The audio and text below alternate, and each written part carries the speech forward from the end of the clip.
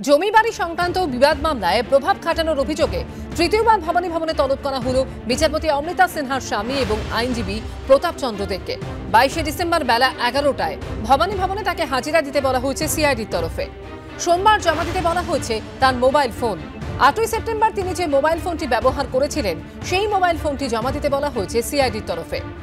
নোটিশে এও বলা হয়েছে জমা দেওয়ার সময় ফোনের লক এবং অ্যাপের লক খুলে জমা দিতে হবে। কলকাতা হাইকোর্টে বিচারপতিদের ওপর আক্রমণ পশ্চিমবাংলায় এই প্রথম, এবং 2011 সালের পর থেকে কোনো মামলা যদি বিপক্ষে যায় সেই মামলাতে বিচারপতিদের ওপর আক্রমণ হতে আমরা দেখেছি এবং সেটার তীব্র নিন্দা করছি। আরও একজন বিচারপতি যিনি একটি খুব ইম্পর্টেন্ট মামলা শুনছেন, জাস্টিস অমৃতা সিনহা, ওনার ওপর ডেফিনেটলি ওনারকে কালিমালিপ্ত করার জন্য বা মামলাতে প্রভাব খাটানোর জন্য একটি মামলাতে ওনাকে বা ওনাদের ফ্যামিলির লোককে হ্যারাসমেন্ট করা হচ্ছে বলে আমরা শুনতে পাচ্ছি। আশ্চর্যজনকভাবে যেটা আমারও চোখে লাগলো, সুপ্রিম কোর্টের রেকর্ড বলছে অভিষেক ব্যানার্জি ভার্সেস রমেশ মালিক যে মামলাটা হয়েছিল, special leave petition number 23736 of 2023, সেখানে একজন আইনজীবীকে দেখা যাচ্ছে অভিষেক বন্দ্যোপাধ্যায়ের হয়ে তিনি অ্যাপিয়ার করেছেন।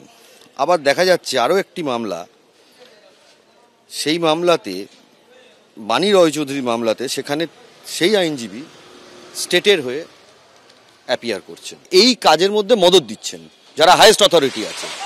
আদারওয়াইজ এরকম ধরনের আক্রমণ বিচারপতিদের ওপর হতো না। এক আইনজীবী দুটো জায়গায় অ্যাপিয়ার করতে পারেন, তাতে যদি তিনি সরকারের রিটেনার না হন তাহলে অ্যাপিয়ার করতে পারেন, কিন্তু অভিষেক বন্দ্যোপাধ্যায়ের যে মামলায় একজন আইনজীবীকে দেখা যাচ্ছে তিনি অ্যাপিয়ার করছেন, আবার আরেকটি মামলাতে সেই আইনজীবী দেখা যাচ্ছে স্টেটের হয়ে অ্যাপিয়ার করছে। এবং আমি বলবো interference in the administration of justice, criminal contempt হওয়া উচিত যারা করছে তাদের, এবং স্টেটের হাইয়েস্ট অ্যাডমিনিস্ট্রেশনের বিরুদ্ধে হওয়া উচিত। It is a criminal contempt, interference in the administration of justice, এর তদন্ত হওয়া উচিত।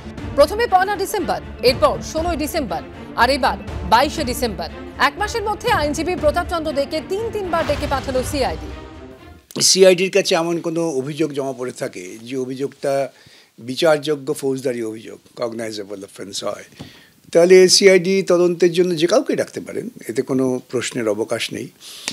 কিন্তু আমার নিজের সন্দেহ, আশঙ্কা যে সিআইডি এটা বোধহয় পুলিশি বিবেক থেকে করছেন না। সিআইডিকে হয়তো অন্য কোনো কেন্দ্র থেকে উত্তেজিত করা হচ্ছে প্রতাপ দেকে বিরক্ত করার জন্য, এবং তার মারফত স্বভাবতই পারিবারিক ক্ষেত্রে বিচারপতি অমৃতা সিনহাকে বিরক্ত করার জন্য একটা প্রবণতা হতে পারে। তার কারণ আমরা এ রাজ্যে দেখেছি 2011 পর যারা ক্ষমতায় এসেছেন তারা বিচারপতিদের বিরুদ্ধে আক্রমণ করতে সিদ্ধহস্ত। হাইকোর্ট, সুপ্রিম কোর্ট, এ বেঞ্চ ও বেঞ্চ করে অভিষেক আর সিবিআই ইনকোয়ারি থেকে বাঁচার চেষ্টা করছেন, পারছেন না। তখন বিচারপতিকে ধমকানোর জন্য তার স্বামীর নামে সিআইডি ইনকোয়ারি তাকে ডাকানোর চেষ্টা হচ্ছে। তো প্রতিহিংসা রাজনীতি কোথায় পৌঁছেছে এটা আজকে আমাদের ভাবতে হবে। বিচারপতিদেরকেও ভয় দেখানোর চেষ্টা হচ্ছে। ব্যাখ্যা কিছু না, এটাই যাতে সবার মুখ বন্ধ করা যায়। বিচার ব্যবস্থার মুখ বন্ধ করা যাচ্ছিল না, তাই তাদেরকে টার্গেট করা হচ্ছে, যে কোনোভাবে ভয় দেখানোর চেষ্টা হচ্ছে।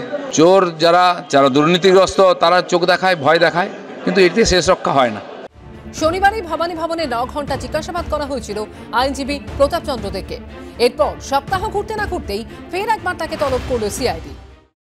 তৃণমূলের পুলিশ কোনো অ্যাকশন নিলেই সেটা প্রতিহিংসা রাজনীতি হয়ে যায়, আর বাকি কেউ ইচ্ছামতো সেন্ট্রাল এজেন্সির অপব্যবহার করবেন, কেউ চেয়ারের অপব্যবহার করবেন, সেগুলো সমস্ত বিপ্লবী কাজকর্ম।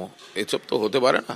আমি বলতে চাই যে নির্দিষ্টভাবে যে কোনো যত বড় প্রভাবশালী হন, যে চেয়ারে বসে থাকুন, তার বিরুদ্ধে যদি তার হাজব্যান্ড সেখানে চেয়ার মিসইউজ করে প্রভাব খাটানোর অভিযোগ আসে, তো সুপ্রিম কোর্টই তো বলেছে তদন্ত চালিয়ে নিয়ে যেতে, এবং সুপ্রিম কোর্ট তো সেই জায়গাটা তো সুপ্রিম কোর্ট তার ছাড়পত্র দিয়েছে। আইনজীবীরা পেশাদার, তারা বিভিন্ন ধরনের মামলা নেন বা গ্রহণ করেন, সেটা তাদের পেশাদারি ব্যাপার। তাদের কোন মক্কেল হবেন, কী হবে, মক্কেলের মানে কার সঙ্গে মক্কেল মিলছে তাই দেখিয়ে আইনজীবীর লড়াইয়ের বিচার করাটা আদৌ কোনো পেশাদারী লয়ার এই কথাটা বলতে পারেন না।